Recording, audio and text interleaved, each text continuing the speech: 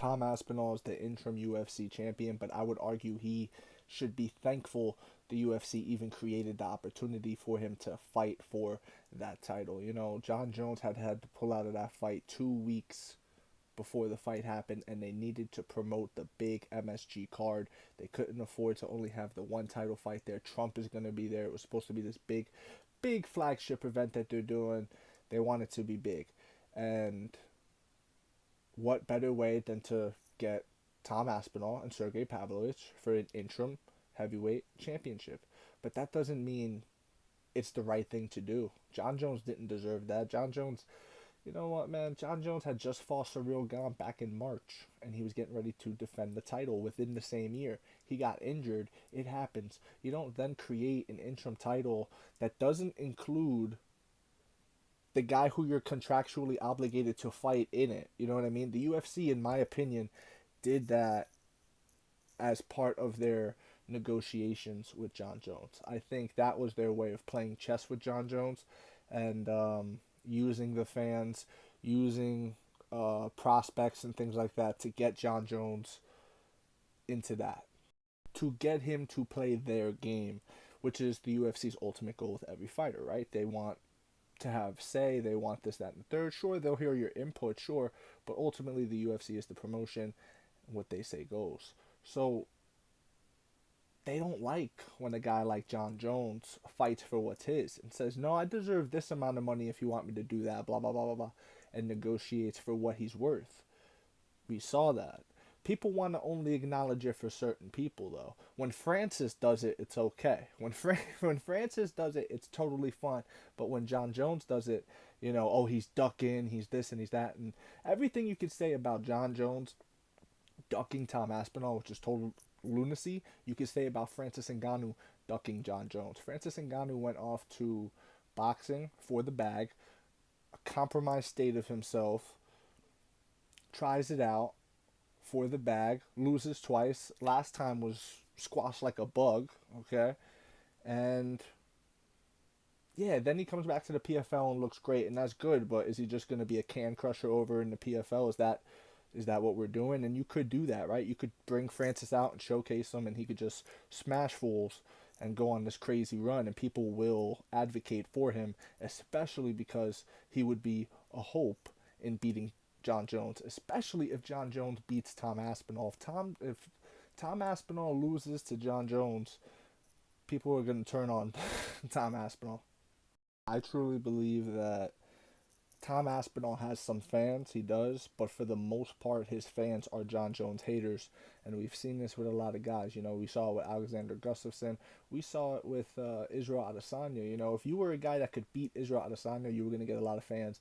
If you were a guy that hated on Israel Adesanya, you were going to get a lot of fans, and that being that hope, right, to finally satisfy a group of people that don't like the way this guy's doing things, um, and really want to see John Jones get beat, that's that's what it is. You're gonna prop him up. Oh my God, Tom Aspinall, he's so great. Oh my God, but the same thing happened with Cyril Gane. The same thing happened with him. He was so good, this, that, and the third. Francis beat him. Francis beat him, and people started to shove him off. Francis left, John and Cyril. People were still saying like, "Oh, Cyril, you know, he could be maybe he shows he's number two behind Francis. Who knows? Maybe we'll find out." John smokes him, and now Francis is trash. Or Cyril Gane rather. Now Cyril Gane is trash. Point being, guys like Tom Aspinall, guys like Cyril Gane, they very well could be here today, gone tomorrow. So why should John Jones fight that guy without getting the bag, without getting paid, when he could fight Alex Pereira or he could fight Stipe? You get what I mean? It just doesn't make any sense. And again, it's okay for Francis Ngannou to go and fight for what he's worth and go and negotiate publicly with the UFC and do these things and make strategic career moves for himself. You could also say that Francis ducked the trilogy with Stipe. We're only talking about John Jones here, but Stipe has a super legitimate claim to a trilogy with Francis Ngannou. Um, you don't think he earned the right to try again? Francis is 1-1. What are we talking about? Tom Aspinall and the fans should not be mad at John Jones.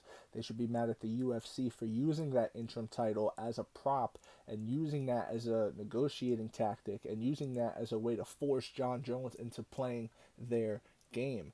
That's what people are missing here because they just don't like John Jones. They hate John Jones so much that they're walking around like this.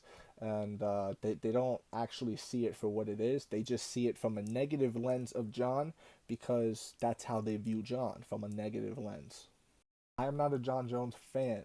I have criticized him on this channel before, and rightfully so. However, I'm going to give him credit where it's due. Okay, what he did to Stipe was incredible. It was all inspiring. It was something that should be remembered by fans forever. He didn't. He made Stipe look bad. Stipe's not bad. Don't do that to Stipe. Don't do it to Stipe, man. Stipe, at 42 years old, came back, and people were saying, "Oh, that's too old. That's too old." Bro, people fight at heavyweight all the time into their 40s. It's fine. It's heavyweight. This is proven. There's numerous fighters that you can name. Mark Hunt, Randy Couture, who won a title at like 45, 46 years old. What are we talking about here, bro? Heavyweight, you're chilling. At 42, and for a guy like Stipe, who was still in shape, and he looked fucking great, dude. For this, come on. Come on. Don't put father time on Stipe like that, man. Stipe just got outclassed by John Jones because John Jones is really that good. I think if Tom Aspinall really did believe in himself like that, he would keep fighting. He would not be, oh, I'm scared to take risk. Either you're the best heavyweight in the world and you're willing to prove it, or you're not. And if he is that guy like he claims to be, he should be out there fighting guys like Surreal Gain to defend the interim title, or just literally pick someone. You know what I mean? Pick somebody else. Pick the guy who just beats Sergey. However you want to do it, Tom should be out there getting that defense in. It costs the same amount of money. They're paying him the same. He's getting bread, and it's keeping him active. It's not keeping him off on the shelf. When, if you really want to talk about Tom Aspinall, he needs more reps. Tom Aspinall is very much similar to like a Ronda Rousey, okay? Tom Aspinall, he finishes all his people, you know what I mean? He's not in there long.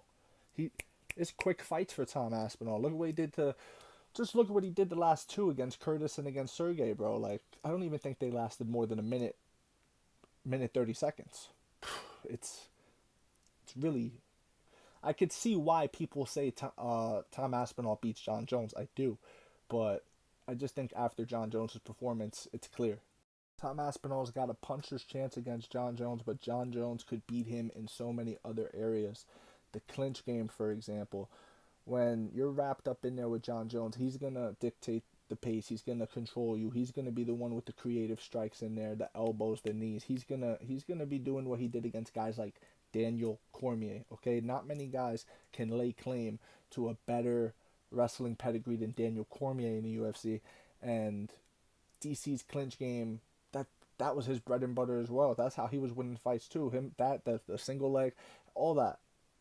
And look at what John did to DC, okay? And you're telling me that this guy from England is gonna have better wrestling? He could wrestle too. He's gonna have better wrestling than John Jones, bro.